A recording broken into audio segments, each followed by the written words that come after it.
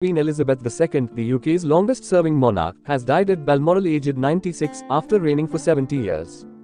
She died peacefully on Thursday afternoon at her Scottish estate, where she had spent much of the summer. The Queen came to the throne in 1952 and witnessed enormous social change.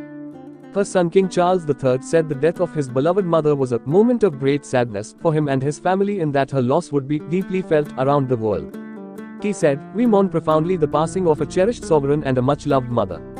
I know her loss will be deeply felt throughout the country, the realms and the Commonwealth, and by countless people around the world." During the coming period of mourning, he said he and his family would be comforted and sustained by our knowledge of the respect and deep affection in which the Queen was so widely held. The King and his wife, Camilla, now Queen Consort, will return to London on Friday, Buckingham Palace said. He is expected to address the nation on Friday. Senior royals had gathered at Balmoral after the Queen's doctors became concerned about her health earlier in the day. All the Queen's children travelled to Balmoral, near Aberdeen, after doctors placed the Queen under medical supervision. Her grandson and now heir to the throne, Prince William, and his brother, Prince Harry, also gathered there. Prime Minister Liz Truss, who was appointed by the Queen on Tuesday, said the monarch was the rock on which modern Britain was built, who had provided us with the stability and strength that we needed. Speaking about the new king, she said, "We offer him our loyalty and devotion, just as his mother devoted so much, to so many, for so long. And with the passing of the second Elizabethan age, we usher in a new era in the magnificent history of our great country, exactly as Her Majesty would have wished, by saying the words, 'God save the King.'" The Archbishop of Canterbury, Justin Welby, spiritual leader to the Church of England, of which the monarch is supreme governor, expressed his profound sadness. He said his prayers are with the King and the royal family. Queen Elizabeth II's tenure as head of state spanned post-war austerity, the transition from empire to Commonwealth, the end of the Cold War, and the UK's entry into and withdrawal from the European Union. Her reign spanned 15 prime ministers, starting with Winston Churchill, born in 1874, and including Em Truss, born 101 years later in 1975. She held weekly audiences with her prime minister throughout her reign. At Buckingham Palace in London, crowds awaiting updates on the Queen's condition began crying as they heard of her death. The Union flag on top of the palace was lowered to half-mast at 18:30 British summer time, and an official notice announcing the death was posted outside. On the Queen's death, Prince William and his wife, Catherine, became the Duke and Duchess of Cambridge and Cornwall. The Queen was born Elizabeth Alexandra Mary Windsor in Mayfair, London, on the 21st of April 1926. Few could have foreseen she would become monarch, but in December 1936 her uncle, Edward VIII, abdicated from the throne to marry the twice-divorced American, Wallis Simpson. Elizabeth's father became King George VI, and, at age 10, Lilibet, as she was known in the family, became heir to the throne. Within 3 years, Britain was at war with Nazi Germany. Elizabeth and her younger sister, Princess Margaret, spent much of wartime at Windsor Castle after their parents rejected suggestions they be evacuated to Canada. After turning 18, Elizabeth spent 5 months with the Auxiliary Territorial Service and learned basic motor mechanic and driving skills. "I began to understand the esprit de corps that flourishes in the face of adversity," she recalled later. Through the war, she exchanged letters with her third cousin, Philip, Prince of Greece, who was serving in the Royal Navy. Their romance blossomed and the couple married at Westminster Abbey on the 20th of November 1947, with the prince taking the title of Duke of Edinburgh.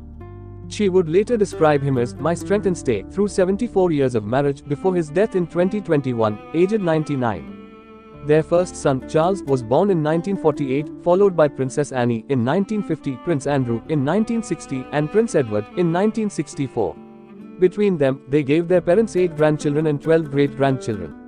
Princess Elizabeth was in Kenya in 1952, representing the ailing king, when Philip broke the news that her father had died.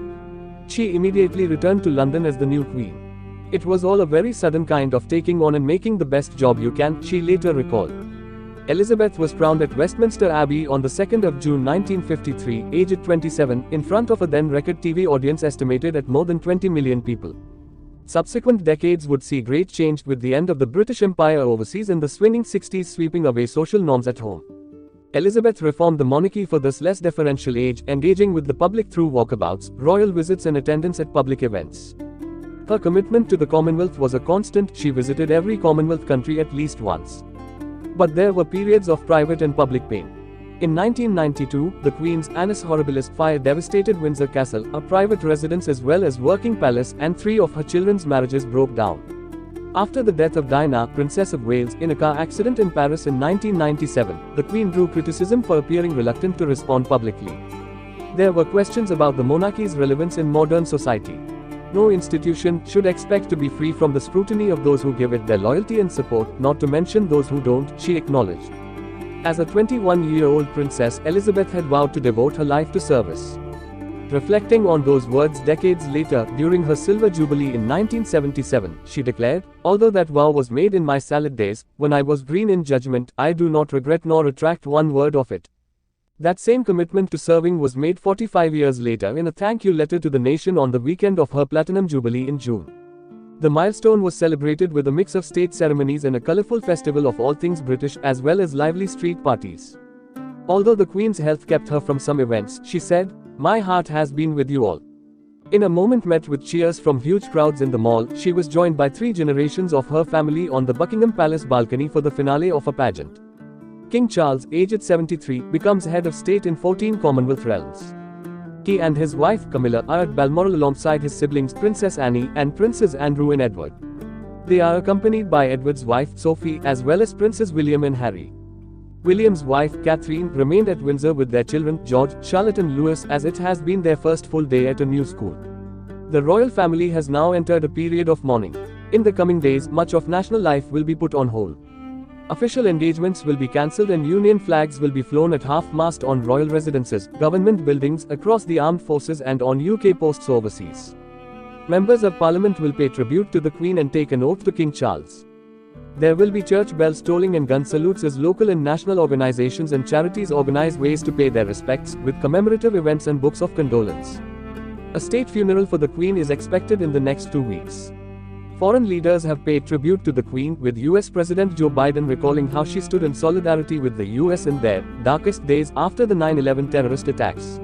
To France's President Emmanuel Macron, she was a kind-hearted queen and friend of France. For Justin Trudeau, Canada's Prime Minister, the Queen was a constant in Canadians' lives and one of his favorite people in the world.